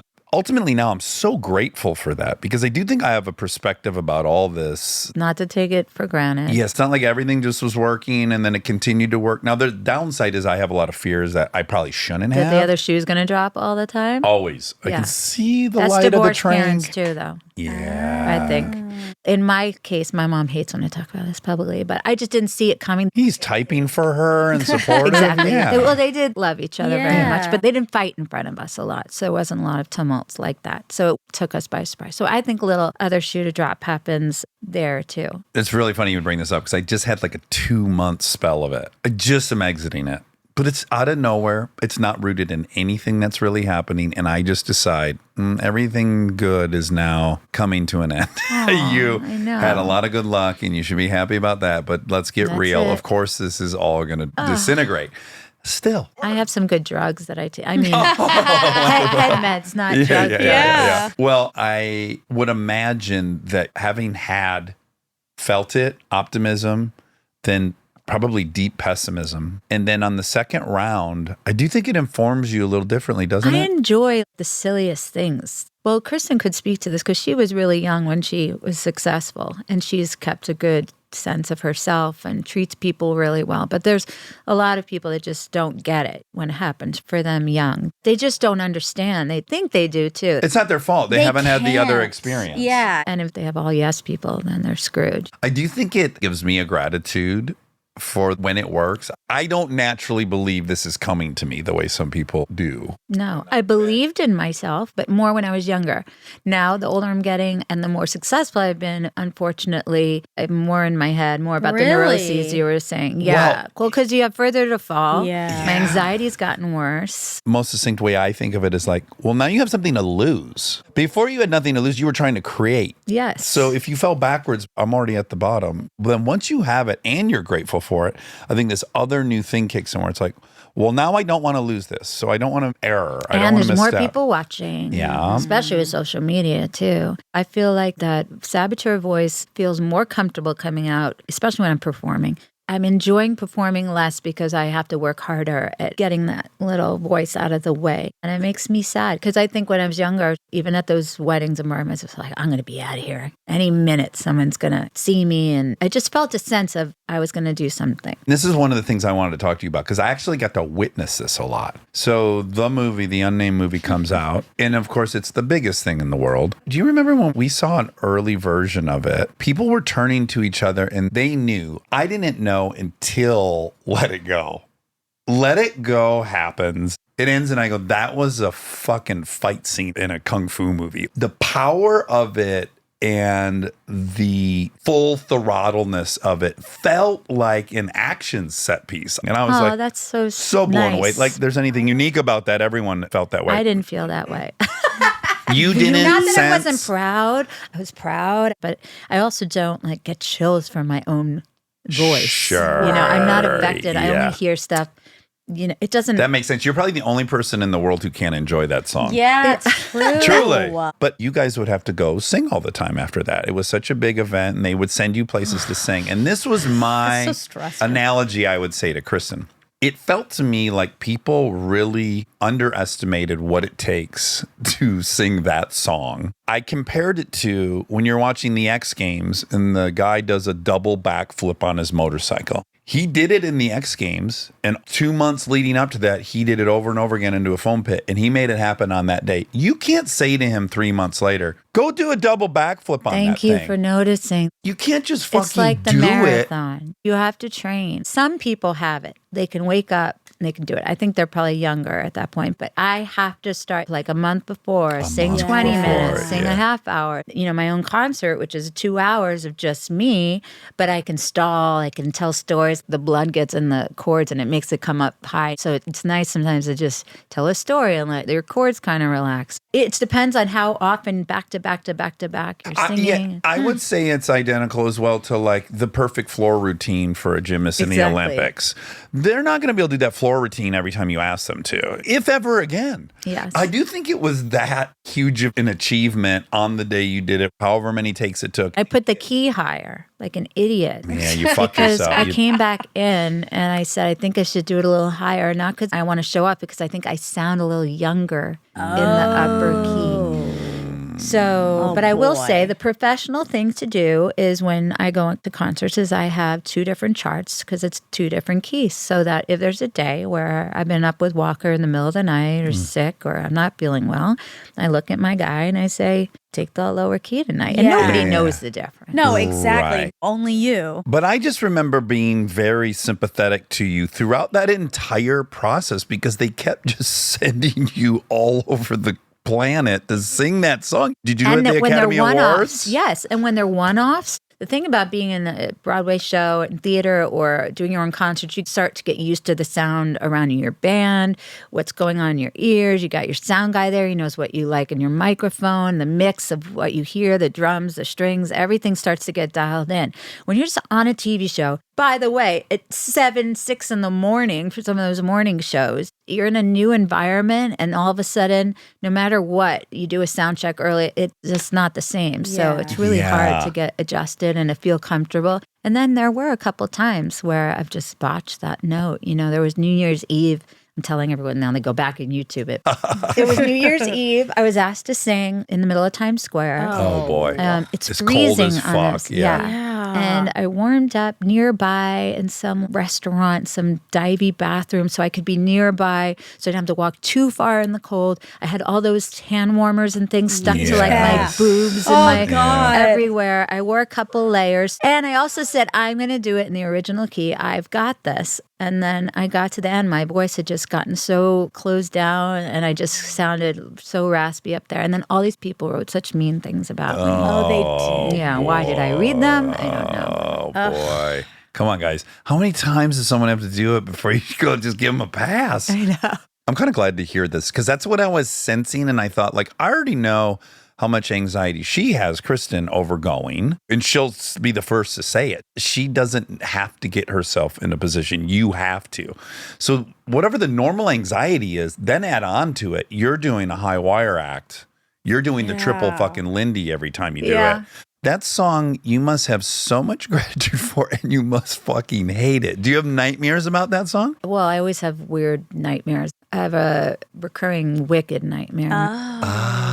We can talk about that. But I love it so much. Yeah. It was your big trick you pulled in the Olympics. It's It amazing. is. Yeah, it's for Yeah. life, too. When I'm doing my concerts and I have my set list, because that's when I sing it now, when I'm touring, I don't get sick of it. And I think it's a creature being from the theater 8 shows a week is trying to find nuance and new things every night to make things fresh. And I really like that discovery process. So if I'm across from an actor, I like taking myself out of myself and focusing on someone else and what are they doing different. I like looking in the audience and thinking there's a little girl in a blue dress. I need to sing to that person. I like to figure out, I had a really bad day with something in my personal life, and it kind of informs the way I'm going to sing it. I like listening to, the bass player played something different in that part and just having a great time. So I really don't get sick. The only time I almost hate it is if I'm really not feeling that well and I know that I've got to find my way through it and not feel embarrassed. But also, I think context is everything in that. Often when I was seeing you, it was a requirement. You don't know who's there. It's not your audience. Your show, that's the moment I imagine I'd love it the most if I were you, which is like, okay, now I get to give them this thing that I Yeah. know Well, I is never going had a hit song in my life either. immediately make them Yeah. happy. Well, I talk about getting dropped from my label and never really having crossover. It's the one, it is the most theatrical sounding song you've ever heard, but it has been played on pop stations. Oh, yeah. Oh, yeah, it charted. I have what I call hit songs are not necessarily billboards, whatever, even though That that one song was 5, yeah. But a song that you can hold the microphone out to an audience and you don't have to sing it all, which by the way, that's my latest trick. Oh, Is smart. just Oh, that's smart. give it to the audience Yeah. if I'd I'm throw not a feeling tomato it. at you if you made me sing that part. And I didn't get to hear you But sing that's it. when I have the most gratitude, when they can just sing the whole thing. Yeah. And I just Yeah. don't even have to sing it. I've been going to more and more concerts Yeah, that where they must do feel that. how fun. Yeah, Taylor did that a couple times, as she should she have needed by a little her break. 5th show. Yeah. But yeah, it must feel so weird and circuitous that you ended up with the thing you always wanted in a way that You you wouldn't had have- no You expectation couldn't of. have drafted. Well, Yeah. so many rules that you can't come from the theater and do this and showiness and stuff. And then all of a sudden, when I'm forgetting about it, the song that comes in is this huge, that company we're not talking about, that kind of song Yes. is my way to get on Billboard's top whatever. I was on the cover of Billboard, Yeah, as girl. by the way, The new It Girl, the once, I forget what it was, but it's saying like she's an It Girl, but she's been around. Right, second time It Girl or something? Yeah, something like that. Okay. Long in the tooth It Girl? Yeah. I've never gotten to ask you about this, which upsets me, but I need to know, because again, I was around you a lot when this happened. The Adele Dazeem. Yes. We get so serious. I It's like know. you were about to ask me something. I know. I thought it was About your going to be. divorce or yeah. something. No. I never got to ask you about that time we were in rehab. No, I haven't been in rehab. Yet. Yes. Exactly. What I mean is, I've been dying to ask you for 8 years now. When you're hearing this setup and the wickedly talented, and you know what's supposed to come next, and you hear that, what were your personal feelings? Were they codependency, compassion for him? Like, oh boy, No. they weren't. They were not for him. Okay. They were very selfishly. Okay. So I think there were, in the intro of that song, 8 bars of no singing, band begins. And I had done a lot of mental preparations. I wanted to take this in. I wanted to be present. I've been through it. I've had highs and lows, and here I am. Yeah, year and I 6 want to of the be Gap. in my body, you know, and Yeah. take this in and not take it for granted. So I had done a lot of different things. One, I had put myself in these crazy high platform shoes, which actually platforms are sturdier. They're not a stiletto. I can't like teeter, but I want to look long. So I wanted the heel. Usually I like to sing barefoot. Well, number one. Number two, when you're looking out there at Meryl Streep, Brad Pitt, and Amy Adams. Dax Shepard. You know, Kristen. Dax Shepard. Yeah. Wait, in the back. mention you. Dude, I'm making fun of myself. It was an old my familiar God, face you at didn't that mention point. Sorry, but they were right in the front row. And you know Yes, how I like know, yeah. in rehearsals they have those posters with their picture on them You're because right. the camera guys are trying to rehearse where they're going to go Yes. for reaction shots. So I knew where they would be sitting. It's my only thing. I didn't know where you Yeah, would be well, they didn't practice any reaction shots. Anyway, here we are, 8 bars. So I also told myself, think about singing to your son when all else fails. Or I have other little tricks. Do you also do beta blockers like Kristen? I didn't at that time. You didn't? Yeah. Okay. I have to It would have try been a them good and see if time. they affect my voice. I don't know Kristen if they says would. they don't affect hers at all. Good. I need to try that. So I thought, sing to your son. You'd think I'm thinking about really emotional things or connecting to the character of the song. I'm actually thinking about when to breathe, certain notes that I know I need to think about to set up very technical things. Yeah. You're Helps getting your me game plan actually together. stay on a map and That's stay in smart. the moment. Because if I do that, then I'm not getting ahead of myself. And Yes. I know the emotion and all the things that come with it because I've done it a million times will be there. Yeah. So if I can do this, at least my nerves are not as much there. So then that happens, the intro happens, and then the music begins. And I immediately was like, what the fuck did he just say? Oh my God. Oh my God. And in my head, 8 bars is probably, I don't know, 10, 11 seconds. By the way, I'm almost shocked you heard him because it's actually hard to hear when you're there. I know, but they preset me. Uh-huh. So I'm there and I hear it and I literally was like, what the fuck did he say? Oh my God. This was my moment. Oh. This was my time. Oh, get out of your head, bitch. Just focus on the song. Why are you feeling sorry for yourself? Sing to Walker, sing to Walker. You have the shoes on. Remember to breathe. Remember to breathe. Oh Wait, my what did God. he just say? Oh, my God. Brad Pitt is out there. Sing. this the is- snow glows. Yeah. All that in one, everything was happening in whole different life. planes. Yeah, my whole life. Oh my This God. is so stressful. Yeah. But then it was the best thing. You know, I always say it was the best thing that ever happened. Why? Well, because all the people that did know me were up in arms and sent so much love. And all the people that were like, what's the big fucking deal?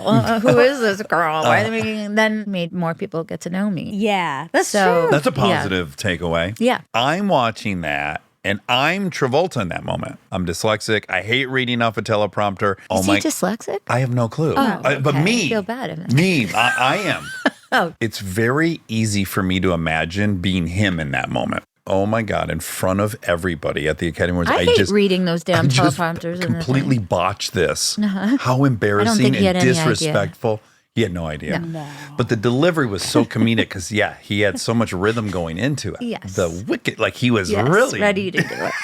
I just don't understand made for how the he perfect fuck got up. that. Didn't he practice once before? To his credit, he says he did. And then I think the phonetic spelling might have been put in last minute on him. And so maybe that messed with him or Okay. something. I could not. I mean, When What a I will moment. never forget being like, what did he say? What? But then Ellen DeGeneres was so nice because she corrected it in a really cool way that night. I'd say for me in the many awards I've watched, that and the slap are the there. two most memorable slap. moments. Yeah, honestly, yes. If there were Top coffee two? tables. Top two, right? That's pretty good. Pretty awesome. I'll go with that. Adrian Brody making out with Halle Berry. Oh, Oopsies. yeah. That was a no-no, right? I guess can't not remember. at the time. At we the just thought it was time, okay. Yeah. It didn't hold up. Yeah. It turns out didn't did hold not up stand the on test the of rewatch. time. Okay, now let's talk about Drama Queen. I was dancing all morning to Beast and Move. Thank you. Both wonderful songs. Drama Queen is your new album. And a part of Drama Queen that I want to talk about is you, for numerous reasons, one of them just being known as the Queen of Broadway, the queer community, as I read in many interviews about you, you're their number one. They rally behind you. I guess I was thinking about what enormous support you have. And in many ways, this album's for those folks. Yeah. Did I intend it? I knew that I needed to write from a personal place for anything to ever resonate with anyone else. But I knew from a lot of my friends and family in that community. And also, you know, it's funny, I'm learning that even by saying that community is othering sometimes to people. So I'm learning all of this. Yeah, we all are. Vernacular that's hard, so I keep walking things back. But anyway, I knew that there's a common theme in the characters I played and in things that I experience in my life that in no way do I walk in their footsteps, but there's a commonality in some of the themes of just empowerment and wanting to embrace this uniqueness that we And have. feeling other and feeling Exactly. judged. All Yes. marginalized. Right. Yeah. And even, well, we won't get into that. Elsa is, by many people's accounts, Yeah. a metaphor for someone running from their true self. We're going to get into that. We were Yeah, going to talk yeah, about yeah. before. I was going to say the other thing that I get asked all the time is about what she represents or what she may Her sexual explore. orientation. Yeah. And then they ask, how would I feel? And it's like, I would love that. My curiosity, though, when I thought about being one of the mascots for a community that you're not actually technically a member of, in at least an your ally. sexual orientation, to me is like if I found out that the chess players of America fucking love me, I was their guy. Right. You're a chess player? I'm not. Oh. That's the thing. If you were talking about how great it is to be a chess player, That how would much make you sense. respect, or how how inclusive you are of chess players, they might do that. Well, maybe, yeah, but this didn't start as a campaign to support LGBTQ. This was she was herself Right. and played these roles, and that emerged. It's chicken or the egg. I always try to figure that out. People, I say, how did you select these roles? It's like, I didn't select these roles, especially Rent, too. I was playing a gay Right. character. So I was auditioning very hard. These roles did not come to me, and nor did the thing that we don't talk about that I did with your wife. We had to audition for that, too. So it's only now that theatrical roles come to me and I can sort of say yes or no. I still audition for TV and film stuff. Yeah, it's not like you made active choices. Yeah, it's just like Right. you're Oh, so finding I out a wonder, group maybe- that you're not really in to find out that they love you kind of universally.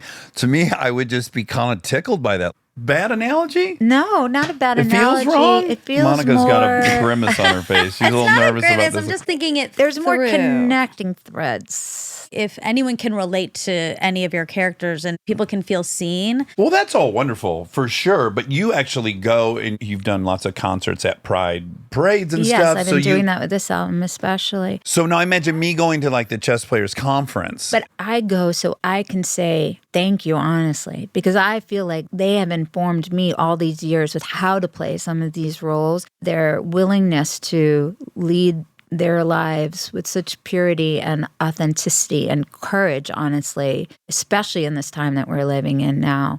It's an opportunity to say thanks. Plus, they've supported me all these years through all of my creative choices. And they, I don't mean to once again say it's a monolith of people or whatever, but this community yeah. has supported all these choices, even when I've taken different directions musically. They bought the albums. I mean, I get asked all the time, what makes a gay icon? I ask all my gay friends, and they all tell me different things. I don't know what it is, because they're I'll like, tell well, you, you're being- theatrical. I'm like, so you're stereotyping a bunch of gay people and saying that they like musical theater? That's a stereotype. It may be a stereotype, but I've yet to meet a gay dude that didn't love Mariah Carey. I don't know what to tell you. I could That's what pretend I'm I live in a saying. world So where then- that's not the case. Yeah, so but there's something about really powerful Women. women big voices. Let it rip. Well, we're about to sound Yes, so but stupid, but the why? whole mother Yes, thing, this is new are to me. you- I'm yeah. just getting hip to this. What's I'm this? sure people refer to you as mother. Sometimes I see it. Inform me. I'm also just learning about it, so I feel very ill-informed, and I'm probably going to sound so stupid, but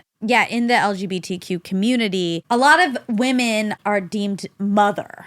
Okay. And it's often strong, powerful women. Well, part of it says from 1720s London to RuPaul's Drag Race. The slang term without an article in front is used by fans, brands, and sometimes even mothers themselves. It derives from the Black and Latino LGBTQ ballroom scene, a queer subculture in which members are organized into so-called houses often led by mother. The word's current use, however, veers campier and is mostly used as a term of endearment for famous women with avid devotees. Yep. So it's lovely. Okay. Well, that was an interesting detour. We figured it out. New York Times. My point being is it's been really amazing to go around and sing this music during this time with all of these people that I love. It's very dance and disco-y, which I absolutely love. But that's kind of new for you, no? In album form, definitely. Yeah, you as a writer. Yeah. We have your Christmas album. We Yeah. absolutely love it. I'm you. familiar with some of the body of work, but this to me seems new. This makes me happy. I wanted people to get up and dance and not be so behaved. I think the theater community, not always behaved. Sometimes they're not good. They don't turn off their phones and they crinkle a lot of candy wrapper. Okay. But I don't want them to feel so behaved. When I go to London at 1 a.m, I surprise a bunch of people at GAY. It's this club. It's actually called Heaven, and it's part of the GAY circuit. Okay. And they are pressed up against the stage to the point that I could practically stage dive, something I've always wanted to do and I never could You because got of the it. music that I'm known for. I don't stage dive. You got to do it now. Yeah. Well, the good thing is a bunch of muscular gay men or women actually would Yeah. catch me. Yes. Yeah. You'd be very Absolutely. supportive. I would be supported. But I have the most wonderful time. The energy is electric. We're singing together. We're dancing. We're reminiscing. In the past, when I've done it, I've just loved it so much that over quarantine, when I was thinking, what kind of music do I want to do? And what do I want to do that I'm not overthinking it, that I'm not trying to be formulaic, that I'm not trying to do what I think people want me to do or a label or what would sell. I just want to do something that's going to be fun for me that I could bring back to GAY in London at 1 a.m. and kick ass, you know? Fun. Yeah. And that really was my impetus for a lot of this album. And then I got dancers, which I've always said I wasn't going to have because I'm not a dancer and I'm not good at it at all. But I had this choreographer who I love so much. They can make you look so good. And I had these fabulous hot dancers behind me throwing down. And then they sort of push me into the direction that I'm supposed to go. Oh, they Sometimes gently they'll herd gently you. like get to the Love right. it. I just had so much fun. And so these pride festivals are like thousands and thousands of people up against the stage. You know, they're not sitting with their hands clasped in their laps. No disrespect to No, Carnegie they Hall. own. They're owning their But body. GAY is pretty awesome. Yes, that's where I would want to perform if I were you. It does make me sad, though, that you have the list of things that you got to, well, they're going to think this, or they'll think that, or they'll reject it for this, You or know, that. that's just neuroses. Has that gotten, well, we already kind of talked about it. It's gotten worse. I think it gets worse, but then depends on what headbands I'm on. It clears up once in a while, and then if I forget for 2 days I'm traveling, it's a little extra. But Nile Rodgers was the guy that mentored me on this album and wrote some stuff, and he's the one that I called and I said, can I do this? Because I had met him a couple times through some other gigs. And he's the one that, like, look at Barbara. She went and had a disco moment. And Donna My Summer's an favorite amazing song singer. ever Cher is had a Guilty dance with, with right? the With, Bee Gee. Barry Gibb. Barry Yeah. Gibb. There's one other song. My husband and I just played these. Did they have a whole full album? Or was I it just two only songs? have the one I let the single. woman in love. Oh, And I do yeah. anything. But Guilty? I think they were We having got an nothing affair to feel about that. guilty. Sounds like it. Our The lyrics love- are yeah, very we have nothing to feel guilty for. Very Our open. love. Yeah. We'll climb any mountain. Yeah. Oh, wow. So anyway, I recruited people that would give me some street cred. Yeah. So we did that. Jake Shears from Scissor Sisters. And you wrote Beast in a Day, right? Yeah, with Sir Nolan and Simon Wilcox. Most of these songs, when I put myself in a room with people that are much better than me at collaborating, because I just throw the kitchen sink at people at this point. When I used to try to write all by myself, it was just, it's torture for me. I don't like it. I don't know how to make good decisions. I don't know how to edit myself. And I just feel very lonely writing music And like the that. self-doubt Yeah. voice So now is I quite just put loud. crowd. myself in a room with people that really know how to write great songs, and I just kind of vomit my life so they can exploit it for a great Yes. song. And I'm very vulnerable and very willing to tell some of these stories. People get in their own way when they try to do everything by themselves. It's true. And then I sing my melodies and I sing my lyrics and I just go, I have all this. What do you think? What's the chorus? What's the verse? What's the bridge? And I'm like, oh, that's a great hook right there. And then I have so much fun. Yeah. I'm guessing, though, that leading up to it, there's all those voices. But then when you're physically doing the thing you know how to do, it goes away. Once you're actively doing the thing you're afraid when of. it's pure, then I feel transported, and it's my closest thing to a belief in some kind of otherness and spirituality, because I'm not very religious. So it's the thing that I feel I'm where I'm supposed to be, where I feel happy and free and all of that. It just doesn't always happen. And then if you ask me about it, I usually can't tell you what happened because I don't remember, because I am sort of You're in a in flow state. Yeah. Well, would you say that this album came easier to you than others? I think I took the expectation off. I didn't have a record label, so I just did it. I Yeah. paid for a lot of it myself. I just didn't adhere to any rules, and also said, I don't care who's going to listen to it. Just do it because you want to do it, and work with people you want to work with. Have fun. Sing about a lot of happy things and have great grooves, great bass lines. Well, I love it. And, I've always enjoyed being around you for these last 10 years. I'm Thank always happy you. when I see you. I love your family. Oh, thank you. you Thank have you. beautiful women in your Well, in you your have that life. beautiful boy. I I think do. he was probably 7 the last time I It saw feels him. like your girls pay more attention to you than my son Well, does. how old is He's he? turning 14 next Ah, week. that age. Yeah. Oh, that's what a year. 8th grade he's going into? Yeah. Oh, when he gets sleepy, he forgets that he's a teenager and he holds my hand. Or like if he falls asleep on the couch and I say, "Come on, honey, go into your own bed," he kind of wakes up and then he says, "Okay, love you, mommy." And I feel almost like I've been manipulative. You should pepper his meals with melatonin. A little Exactly. something. And get him a little drowsy Yeah. for the rest of the evening. Once again, it's like a selfish from the parent's perspective. It's like, I need to feel loved. I need you to tell me you love me. You're my purpose. Please confirm that Yes, for me. exactly. Yes. I'm doing a good job. Good you boy. like me. Yeah, good girl. It's horrible. I feel like I see your girls and they just never say anything mean to you guys. Oh, no. They let it rip. They let it rip. But what is your take on if they say something that does trigger something in you, whether they're trying to because they're in a mood or they just say something inadvertently? But I so much don't want him to see me get unsettled. I want to be this sort of tree trunk that's just strong, and maybe my branches bend and move and I'm malleable, but sometimes I want to cry. So I dismiss myself. Maybe I go up into my room and just like, I'm the worst mother. He hates me. Or I feel like sometimes he needs to know that words are powerful and that was hurtful.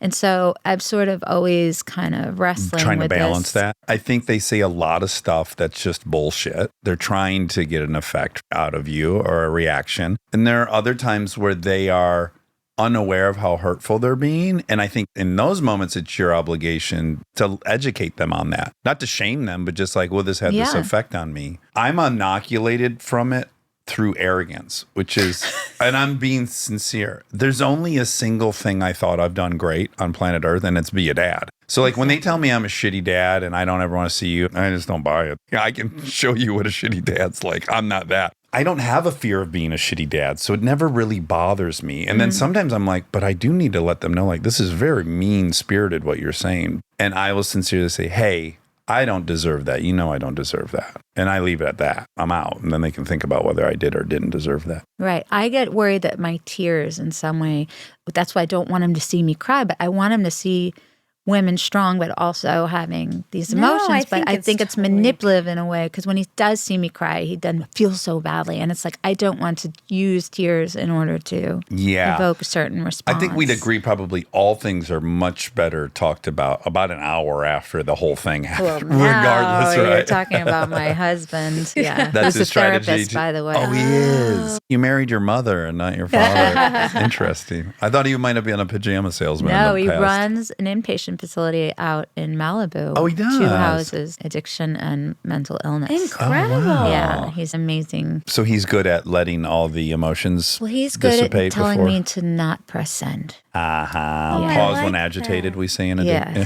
Ooh, Not press send is a great way of just hearing don't it. press it. Run it by me. Take the bite out of that just a little bit. What he always tells me, my son, is, okay, leave it now. I tend to over talk, overanalyze. But you're still a person. And so if you're going to cry, I mean, maybe it's not like you cry every single time, Right. but yeah, if something's impacting you, it's almost a disservice to him to think we're not full people. Exactly. We don't just have to be little weak criers or super strong and stiff. We're I everything. know. Yeah, it's all gradients. I also don't think children should be in charge of regulating their parents' fucking emotions, right? So that's another dedication I have is like, I had people like that around me. Have your shit together. How about that as Yes, a parent? that's what I'm You saying. be stable. There's merit to that. It's not very clear what we're all supposed to be doing.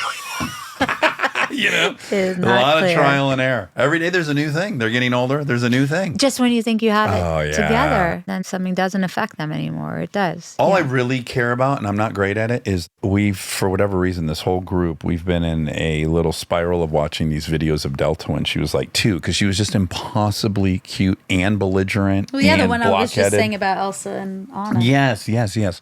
So we've been in this little spiral of doing that lately, watching these videos, sending them to each other.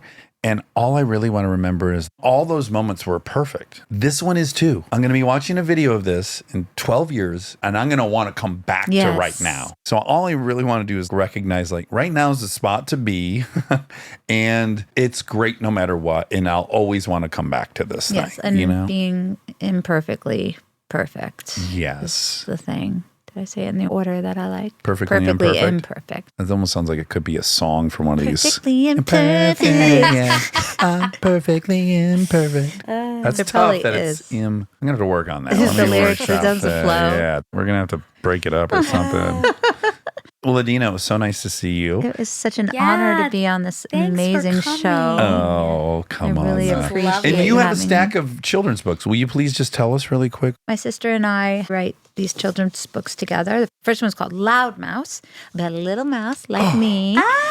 I'm also a mouse. She's Miniature Mouse. You are? Yeah, that's her nickname. Really? Miniature Miniature Mouse. Oh, well, it's about when I was little and had this big voice, and I wasn't sure how much to take up space with it and bring attention to myself, and how I think as a lot of young girls, especially, we're not sure how to do that. And my sister's in this one, and the follow-up's about my sister, who was always sort of walking around in my shadow. All the teachers saying, "Do you sing?" So it's more about just curiosity and finding herself. Oh my God, I love her so much. She really is the brains behind this because she's the teacher and she's a literacy specialist. So the way that she approaches the language and the way she writes is very in tune with the age. Monica, and this whole so I brought these series for is the about girls. you. Proud Mouse, Loud Mouse. I don't know. Yeah, I don't know if I was loud. I am now. Now you're loud Now as I'm so fuck. loud. You got a megaphone But that hanging and out of then your Proud ass Mouse now. is probably the Yeah, book maybe for that's you. Proud. So yeah, it's out there. How The Mouse sweet. series. Yeah. I love it. That's your nickname? Miniature Miniature Mouse. Mouse. Dax gave me that when we started this. How come? Doesn't she look like Minnie Mouse a little bit? Because she's so miniature. Yeah, I haven't really seen you She standing. says Yeah. she's 5 feet, half inch. I am. But she's 4'11.5. That is such a lie. I am 5.5 feet, if not taller now. Yes, and she has those little flats on, which Yeah, give and you her see about a her centimeter. feet don't even make it towards the edge of Well, yeah. either do But yours. she's Yeah. a big, big girl though. Shut up.